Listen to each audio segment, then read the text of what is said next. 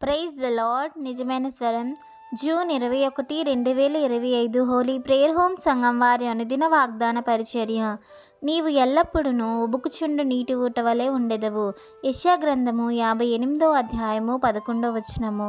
ప్రియమైన దేవుని సంగమా, మన ప్రభువైన యేసుక్రీస్తు వారు ఈరోజు మనకిస్తున్న వాగ్దానము, నీవు ఎల్లప్పుడూ ఉబుకుచుండు నీటి ఊట వలె ఉండెదవు. ప్రియమైన దేవుని సంగమా, మన ప్రభువు మనల్ని ఎప్పుడూ కూడా చల్లారిపోనివ్వట్లేదు.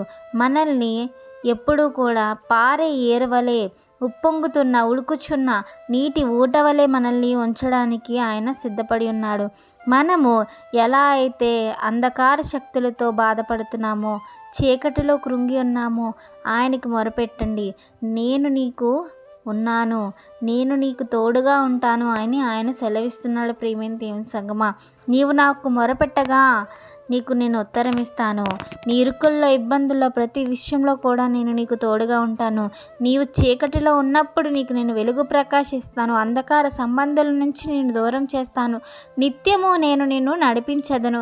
నీవు క్షామ కాలంలో ఉన్నప్పుడు కూడా నిన్ను తృప్తిపరుస్తాను. నీ ఎముకలకు బలాన్ని ఇస్తాను అని దేవుడు వాగ్దానం చేస్తున్నాడు. ప్రియమైన దేవుని సంగమా, మనం ఎప్పుడూ కూడా ఉబుకుచుండు నీటి ఊట వలె ఉండేదము. ఉబుకుచుండు అంటే దాని అర్థం మీకు తెలుసు కదా, ఎప్పుడూ కూడా పొంగి పొరలి పారుచూ ఉంటుంది. దాంట్లో ఎప్పుడూ కూడా నీరు అయిపోవు, ఎప్పుడూ కూడా అది ఇంకిపోదన్నమాట. మనలో కూడా మన దేవుడు నిత్య జీవాన్ని అలాగే ఉంచాలని ఆశపడుతున్నాడు. మనము కూడా ఆయన కొరకు ఉబ్బుకుచుండు నీటి వలె ఎప్పుడూ సేవ పరిచర్యలో కొనసాగుతూనే ఉండాలని మన ప్రభువైన యేసుక్రీస్తు వారు కోరుకుంటున్నారు. కనుక ఈ వాగ్దానము మనందరి జీవితాల్లో నెరవేరాలని కోరుకుంటున్న వారు దైవజనులు బ్రదర్ పి. నెహెమియా గారు.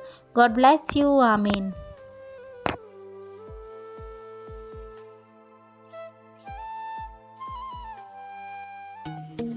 Hi friends, Holi prayer home Gajuwaka సంగమ వారు మాట్లాడిన విలువైన దేవుని సందేశములను మీరు వినటానికి మా యొక్క యూట్యూబ్ ఛానల్ హోలీ ప్రేయర్ హోమ్ను సబ్స్క్రైబ్ చేసుకొని పక్కనున్న బెల్ ఐకాన్ క్లిక్ చేయగలరు.